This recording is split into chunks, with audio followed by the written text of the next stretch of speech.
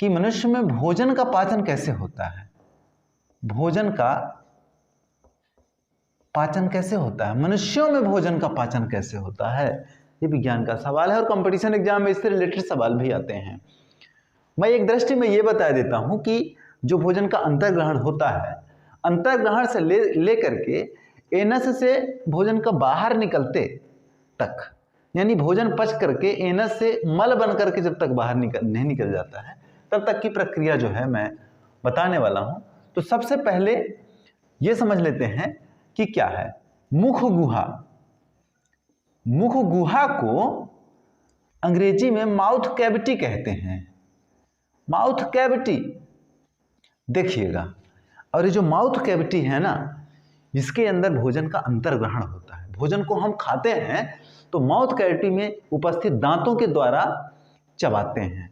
अब देखिए, दांत के द्वारा चबाते हैं और जो लार ग्रंथियां होती हैं वो हमारे मुंह के अंदर 6 प्रकार की लार ग्रंथियां होती हैं। 6 लार ग्रंथियां होती हैं, यानी 3 जोड़ी लार ग्रंथियां होती हैं। कहां कहां भैया? 2 ठो लार ग्रंथियां जीभ के दोनों बगल में, 2 ठो लार ग्रंथियां नीचे वाले जबड़े के बगल में, और 2 ठो लार ग्रंथियां कान के नीचे वाले बगल में।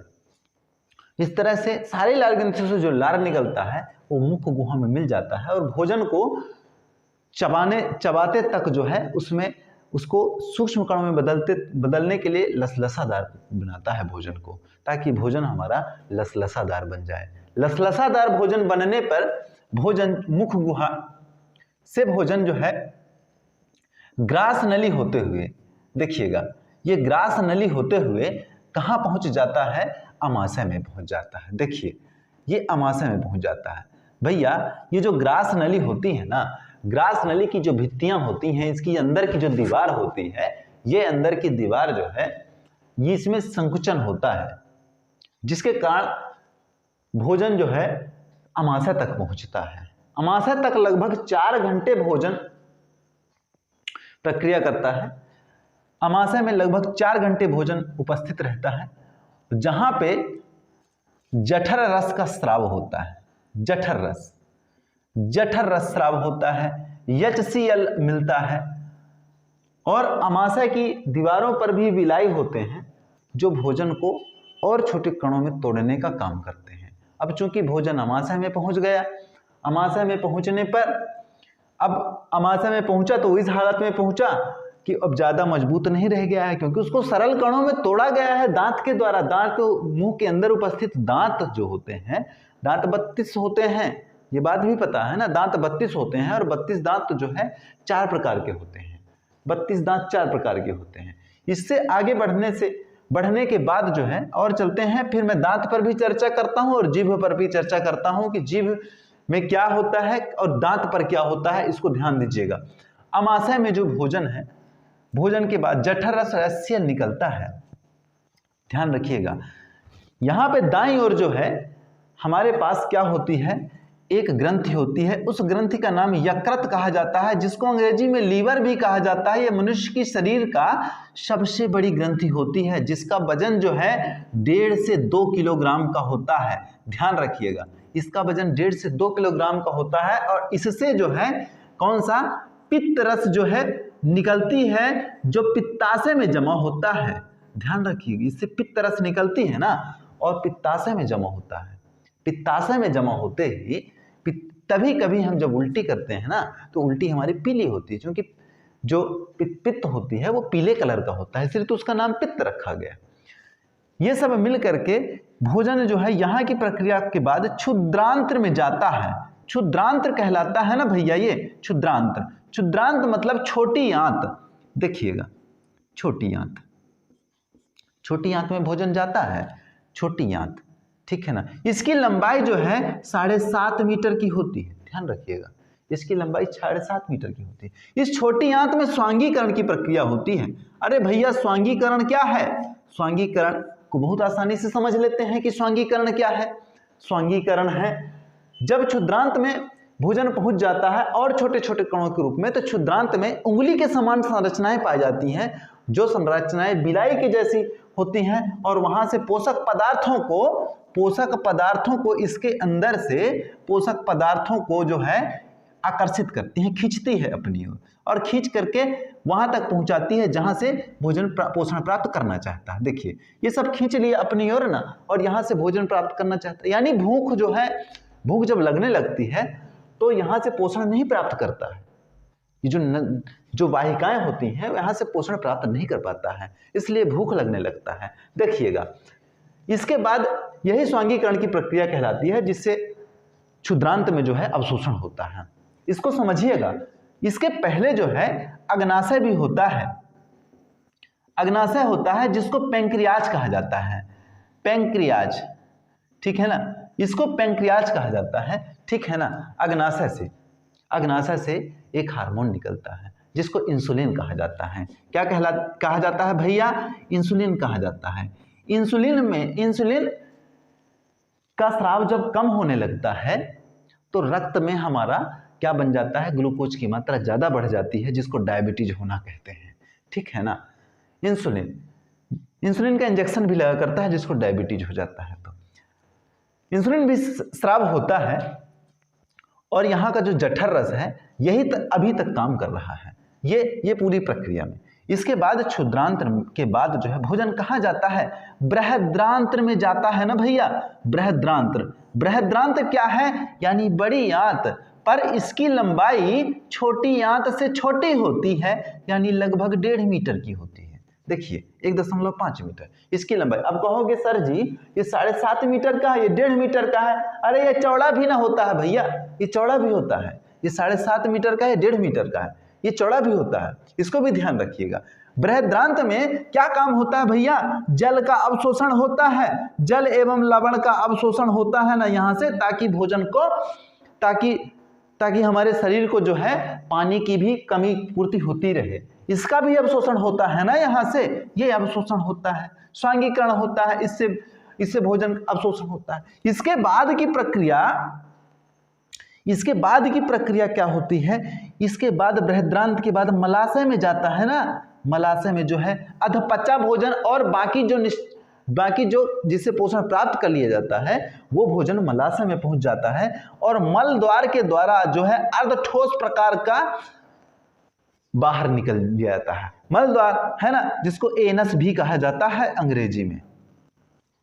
इस तरह से जो है इस तरह से भोजन की प्रक्रियाएं होती हैं पचने का। लेकिन यहाँ पे ट्रिप्सिन, इरेप्सिन है ना, जाइमेज, सब कुछ यहाँ पे बनते हैं। इसके बारे में चर्चा नहीं कर रहे हैं, अगले वीडियो पर करेंगे। पर मोटा मोटा ये हिसाब समझ लेते हैं कि ये प्रक्रिया होती है जिसके तहत मनुष्य में भोजन का पाचन होता है, और ये अंग सारे काम करते हैं भोजन के पाचन में। देखिएगा मैं मुंह से लेकर के मल द्वार तक बता दिया। अब देखिएगा भोजन का जो पाचन है ना, भोजन का पाचन मुख गुहा से ही शुरू हो जाता है। मुख गुहा से कैसे? क्योंकि इसमें जो लार ग्रंथियां होती हैं ना, इसमें लार ग्रंथियां होती हैं। कितनी लार ग्रंथियां होती हैं भैया? लार ग्रंथि इसमें कितनी होती है? 3 जोड़ी। 3 जोड़ी कैसी भैया? जीभ के दोनों बगल में एक जोड़ी ये हो गए, है ना। इसको सबलिंगुअल कहा जाता है, ध्यान रखिएगा। इसको सबलिंगुअल ग्लैंड कहा जाता है, मतलब सबलिंगुअल ग्रंथि कही जाती है, जो जीभ के दोनों किनारों पर होती है और भोजन चबाते समय वो स्राव हो जाती है ना। अब जान लेना ये बात कि जो लार होती है ना, लार में जो है सिर्फ 1% एंजाइम होता है, 99% पानी होता है। यानी 99% पानी और 1% क्या होता है? एंजाइम होता है, जो हमारे भोजन में को पचाने में महत्वपूर्ण भूमिका भी निभाता है, ठीक है ना। एंजाइम जो है टाइलिन और लाइसोमाइस प्रकार के होते हैं, ठीक है ना, ये भी होते हैं, तो इसको भी देख लीजिएगा। पर चलिए जीभ, ठीक है ना, सबलिंगुअल है ना। अब दूसरा जो है कान के नीचे, पैरोटिड ग्रंथि कहलाती है। कान के नीचे वाली भैया, कान के नीचे वाली जो ग्रंथियां है ना, उस ग्रंथि को पैरोटिड कहते हैं, जो एक जोड़ी होती है दोनों कान के नीचे मुंह के अंदर। और तीसरी ग्रंथि क्या है बताऊं? तीसरी ग्रंथि नीचे वाले जबड़े के नीचे जो है, जो मैस्टिक्स हड्डियां होती हैं, उन दोनों उस हड्डी के दोनों छोर पर जो है ग्रंथि कह जाते हैं, ग्रंथि रहती है, उसको जो है जबड़े के नीचे रहते हैं, उसको क्या कहते हैं? मैट्रिक्स ये कहते हैं, ठीक है ना, ग्लैंड्स, ठीक है ना, मैस्ट्रिक्स ग्रंथि कहते हैं उसको, ठीक है ना, ये ग्लैंड कहते हैं मैस्ट्रिक्स,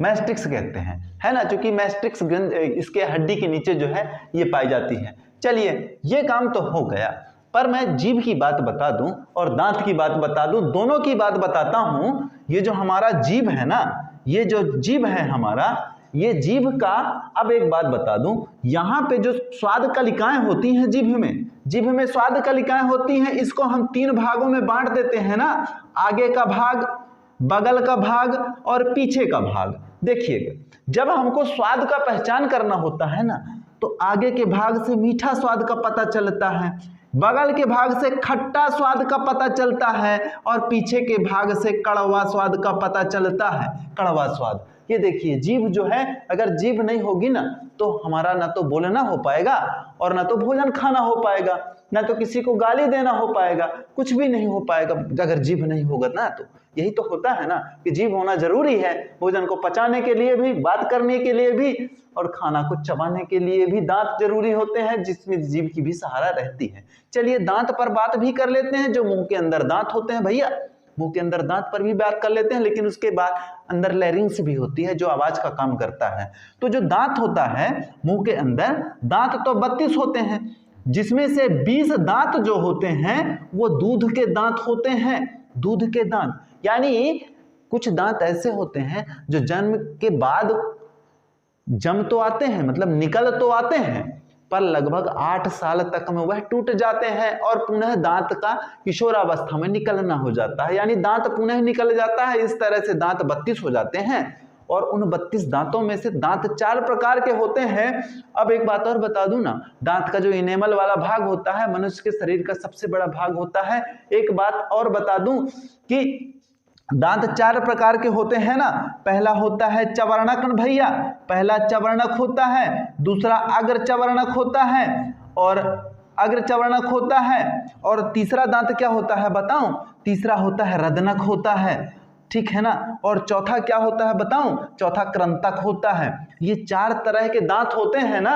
चवर्णक 12 होते हैं ना भैया, अगर चवर्णक 8 होते हैं, रदनक 4 होते हैं, और कृंतक जो है 8 होते हैं। 8 8 16 4 20 और 12 32 नहीं हुआ, तो ये कुल मिलाकर के 32 दांत होते हैं ना भैया।